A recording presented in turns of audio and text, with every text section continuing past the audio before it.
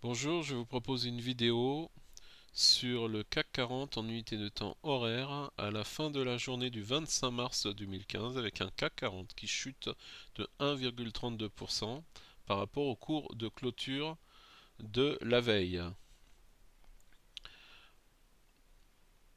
L'Awesome Oscillator est donc passé sous sa ligne de 0 et a désormais une pente baissière.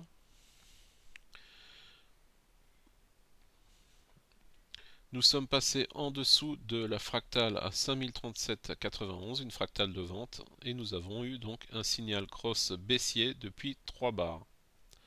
Nous avons eu également un signal de position vendeuse sur les tortues, un short, étant donné que les prix ont enfoncé la bande inférieure du price channel. Nous allons voir ça sur le graphe.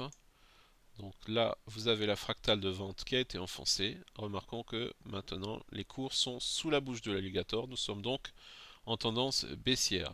L'alligator en lui-même est en tendance neutre, étant donné que pour l'instant, les moyennes mobiles ne sont pas parallèles.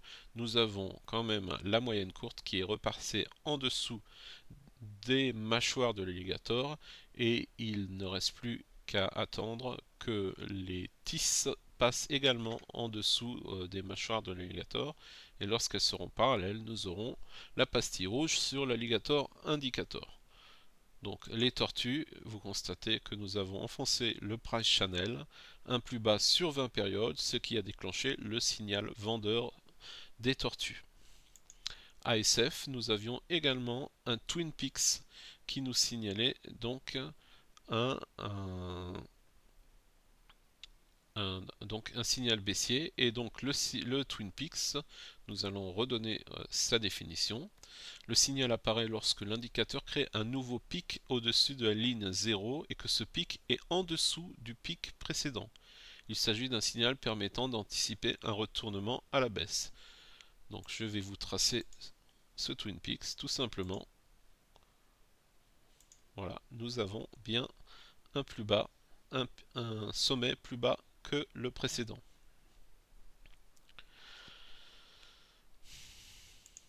Par contre, nous avons notre accélérateur-décélérateur oscillateur qui remonte.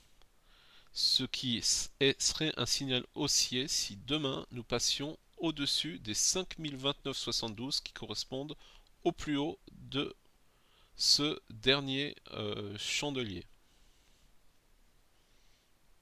La zone, comme vous pouvez l'imaginer, hein, nous sommes donc en unité de temps horaire, hein, je le rappelle, la zone est devenue grise puisque nous ne sommes plus en synchronisation avec l'ASF.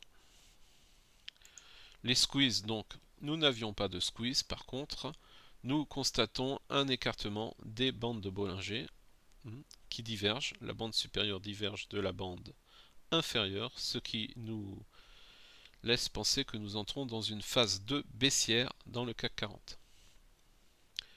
Concernant Ishimoku, c'est très intéressant également. Donc nous sommes passés sous le nuage, d'accord. La lagging span est rentrée dans le nuage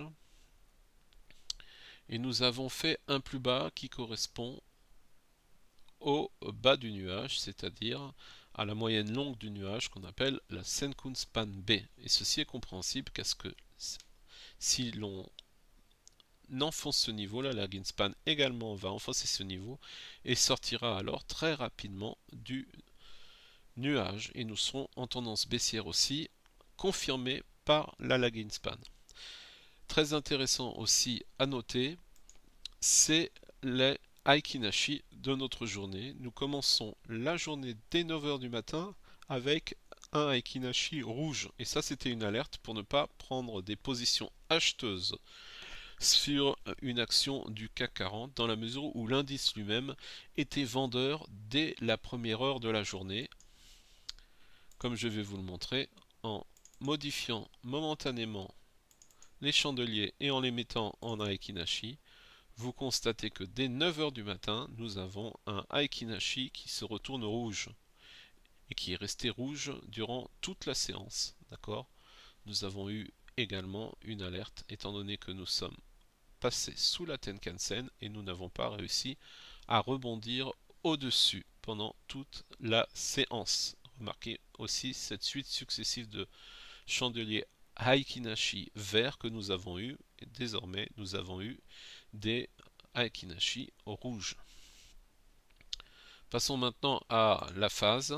Nous sommes rentrés en phase 4. Vous constatez que le DI- est passé au-dessus du DI+, et nous avons l'ADX qui s'est retourné à la hausse au-dessus de sa moyenne mobile. Étant donné qu'il est au-dessus de son seuil d'accumulation, nous considérons que nous sommes en tendance et donc dans une phase 4, étant donné que le DI- est au-dessus du DI+. Passons maintenant à l'analyse du DTS. Donc ce que l'on peut noter, alors je rappelle que moi je mets le puissance cycle court terme, je l'affiche en barre, et le puissance cycle long terme, je l'affiche en courbe épaisse.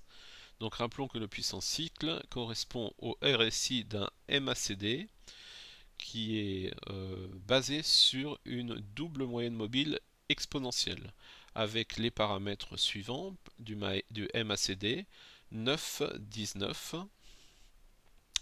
ça correspond aux deux valeurs des moyennes mobiles, et pour le MACD long, vous multipliez par 5 et vous obtenez 45,95 pour les périodes des moyennes mobiles.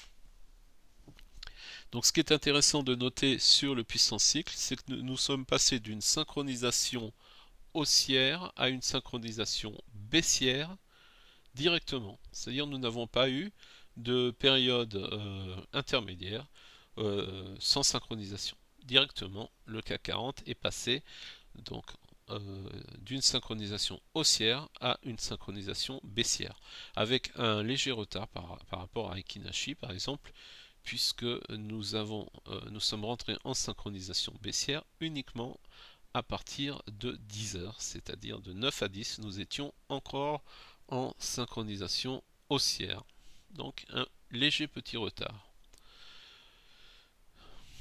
Il est à noter aussi une divergence, mais que je ne vois pas affichée clairement. Donc je vais ouvrir un graphique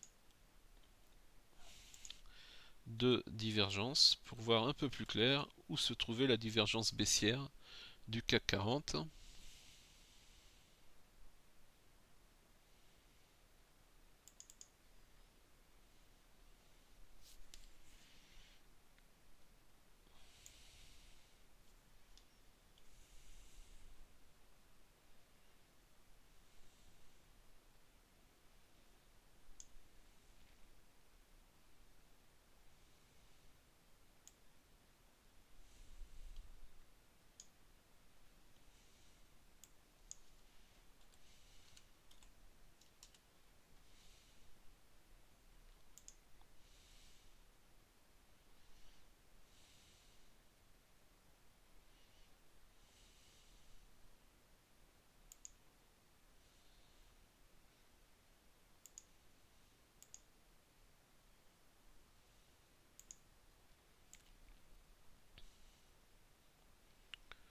Voilà, donc nous constatons une divergence sur le CAC 40 avec déjà le MACD, et nous avons retracé déjà la baisse de 38,2% par rapport à la dernière vague.